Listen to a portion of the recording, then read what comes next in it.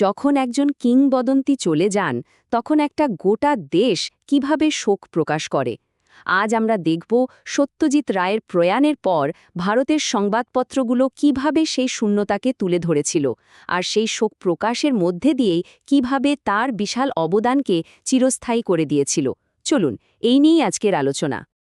ভাবুন একবার ১৯৯২ সালের এপ্রিল মাস, দ্য পায়োনিয়ার পত্রিকার একটা হেডলাইন সবার চোখে পড়ল, রায়বিহীন এক বিশ্ব। এর চেয়ে জোরালো কথা আর কি হতে পারে? মাত্র কয়েকটা শব্দ, কিন্তু তার মধ্যে লুকিয়েছিল এক গভীর শূন্যতার অনুভূতি। এটা শুধু একজন পরিচালকের চলে যাওয়া ছিল না, ছিল একটা যুগের অবসান। আর এই শিরোনামটা, এটা ছিল আসলে গোটা ভারতের মানুষের মনের কথা। তো আমাদের আলোচনার প্রথম পর্ব এটাই, রায়বিহীন এক বিশ্ব।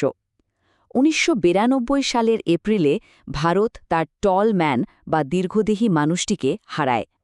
কিন্তু সত্যজিৎ রায়ের ৬ ফুট ৪ ইঞ্চির শারীরিক উচ্চতা, তার চেয়েও অনেক অনেক বেশি উঁচু ছিল তার সাংস্কৃতিক পরিচিতি। তাই তার চলে যাওয়াটা শুধু একজন মানুষের চলে যাওয়া ছিল না, এটা ছিল ভারতীয় সংস্কৃতিতে তৈরি হওয়া এক বিরাট শূন্যস্থান। আমাদের মনে রাখতে হবে, সেই সময়টা কিন্তু আজকের মতো ছিল না। না ছিল সোশ্যাল মিডিয়া, না ছিল ২৪ ঘন্টার নিউজ চ্যানেল। তখন মানুষের আবেগ, শোক, আলোচনা, এই সব কিছুর প্রধান মাধ্যমই ছিল খবরের কাগজ। আর রায়কে নিয়ে মানুষের যে অনুভূতি, তার কাজের যে বিশ্লেষণ, সেই সব কিছুই উঠে এসেছিল এই ছাপা অক্ষরের মধ্যে দিয়েই। খবরের কাগজগুলোই হয়ে উঠেছিল যেন গোটা দেশের সম্মিলিত কণ্ঠস্বর। তো সেই সম্মিলিত কণ্ঠস্বর ঠিক কী বলছিল?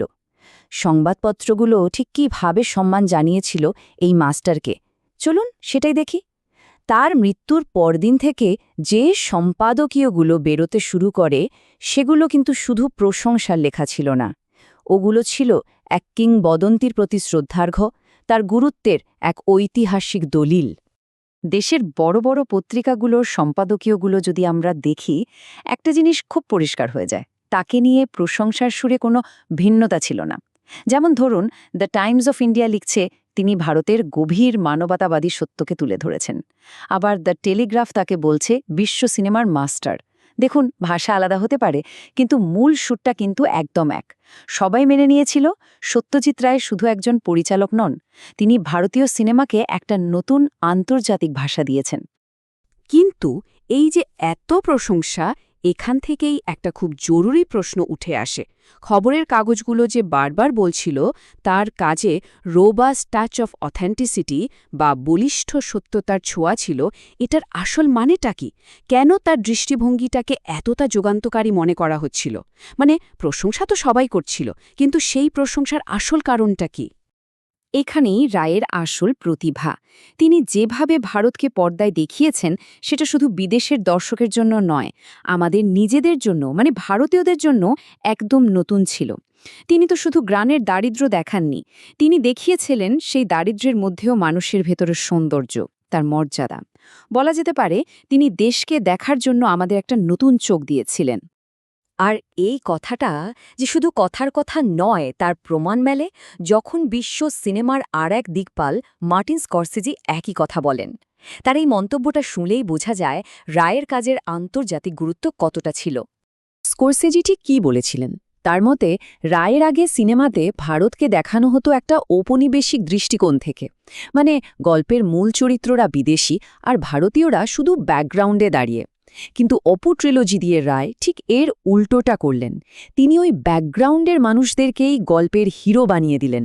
ওই যে একটা সাধারণ বহিরাগত ইন্ডিয়ার ধারণা ছিল, সেটা ভেঙে তিনি একটা নির্দিষ্ট জীবন্ত বাঙালি সংস্কৃতিকে, ভারতীয় সংস্কৃতিকে বিশ্বের দরবারে পৌঁছে দিলেন। তাহলে বোঝা যাচ্ছে রায়ের সিনেমার যে আবেগ, তার শক্তিটা শুধু পশ্চিমা নিও রিয়ালিজম থেকে আসেনি, এর শিকড় ছিল আরও অনেক গভীরে, এক প্রাচীন ভারতীয় নন্দন তত্ত্বের মধ্যে, যেটা তিনি হয়তো সহজাতভাবেই নিজের কাজের মধ্যে নিয়ে এসেছিলেন। আর সেই গভীর শিকড়টার নাম হল রসতত্ত্ব। এটা ভারতীয় নন্দন তত্ত্বের এক ক্লাসিক্যাল ধারণা। আচ্ছা, সহজ করে বললে এর মানেটা কি? মানে হলো, শিল্পের কাজ শুধু একটা গল্প বলে দেওয়া নয়, এর আসল উদ্দেশ্য হল দর্শকের মনে একটা নির্দিষ্ট আবেগের স্বাদ বা রস তৈরি করা। আর এই অনুভূতিটা কিন্তু ব্যক্তিগত নয়, এটা একটা সার্বজনীন অভিজ্ঞতা, যা দর্শক হিসেবে আমরা সবাই একসঙ্গে অনুভব করি। এই রস কিন্তু এমনি এমনি তৈরি হয় না, এর কয়েকটা উপাদান আছে। ভাবুন তো, প্রথমে আসে বিভাব, মানে যে চরিত্র বা পরিস্থিতি দেখে আবেগটা তৈরি হচ্ছে। এরপর আসে অনুভাব, মানে সেই আবেগের ফলে চরিত্রের মুখের ভাব বা শারীরিক প্রতিক্রিয়া। আর এর সাথে মেশে স্থায়ী ভাব, মানে গল্পের মূল আবেগ, সেটা প্রেম হতে পারে, দুঃখ হতে পারে বা বীরত্বও হতে পারে। এই সব কিছু যখন একসাথে মেলে, তখনই দর্শকের মনে সেই চূড়ান্ত অনুভূতিটা তৈরি হয়, যাকে বলে রস। একটা উদাহরণ দিই, অপুর সংসারের কথা ভাবুন। অপু আর অপর্ণার দাম্পত্য জীবনে আমরা পাই শৃঙ্গার বা প্রেমের রস। আবার অপর্ণার মৃত্যুর পর পুরো ছবিতে প্রধান হয়ে ওঠে করুণ রস বা শোকের অনুভূতি। আর একদম শেষে যখন ছেলের সাথে অপুর আবার দেখা হয়, তখন গল্পটা একটা শান্ত রসে পৌঁছায়। এভাবেই রায় একটা ব্যক্তিগত ট্র্যাজেডিকে একটা সার্বজনীন শিল্পে পরিণত করেন। তো আলোচনার শেষে এসে চলুন রায়ের দীর্ঘস্থায়ী প্রভাবটা একবার দেখে নিই। তার সবচেয়ে বড় গুণ ছিল এটাই, তিনি একই সাথে ছিলেন বিশ্বজনীন, আবার তার শিকড় ছিল নিজের সংস্কৃতিতে খুব গভীরে পোতা। তার প্রভাবটা কিন্তু অনেক বড়। তিনি ভারতীয় সিনেমাকে একটা নতুন খাঁটি ভাষা দিয়েছেন। তিনি পৃথিবীকে এমন একটা ভারত দেখিয়েছেন যা এর আগে কেউ দেখেনি। আর সবচেয়ে বড় কথা, তিনি দেখিয়েছেন যে নিজের সংস্কৃতির কথা বলেও আন্তর্জাতিক হওয়া যায়, সার্বজনীন আবেগের কথা বলা যায়। দ্য স্টেটসম্যান যেমন লিখেছিল, তিনি ছিলেন এমন একজন প্রতিভা যিনি সত্যি সবকিছুর ঊর্ধ্বে উঠেছিলেন। শেষ করার আগে শুধু একটা প্রশ্ন, একজন শিল্পী কি পারেন একটা গোটা দেশের নিজেকে দেখার দৃষ্টিভঙ্গি বদলে দিতে? পারেন বিশ্বের কাছে সেই দেশের ছবিটাই পাল্টে দিতে? হয়তো এই প্রশ্নের সবচেয়ে বড় উত্তরটাই লুকিয়ে আছে সত্যজিৎ রায়ের জীবন আর তার কাজের মধ্যে।